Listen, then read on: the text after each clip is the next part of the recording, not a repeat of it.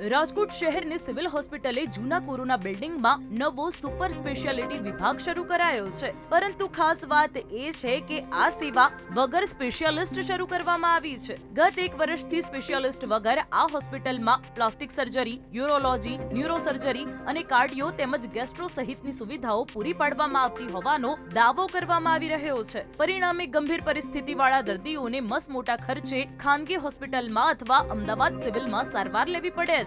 Specialist ડોક્ટરની ભરતીને લઈ સવાલ કરાતા એડિશનલ સુપ્રિન્ટેન્ડન્ટ લુલો બચાવ કરી રહ્યા છે. ગેસ્ટ્રોલોજિસ્ટ અમારી સાથે ચર્ચામાં જ છે અને શરૂ થઈ જશે. ન્યુરોફિઝિશિયનમાં છે? હા, ન્યુરોફિઝિશિયનમાં પણ સેમ આ જ રીતના અમારી ચર્ચા ચાલુ છે. આટલું જ નહીં, સરકારે વળતરમાં વધારો કર્યા બાદ પણ આ જગ્યા ખાલી છે. દર વખતે વિવાદોથી ચર્ચામાં રહેતી સિવિલમાં હવે વિવાદ વગર ભરતી થઈ જાય તેની રાહ રાજકોટવાસીઓ જોઈ રહ્યા છે. રાજકોટથી દિવ્ય ભાસ્કર માટે Kulin પારેખનો report. Share and download કરો દિવ્ય ભાસ્કર એપ.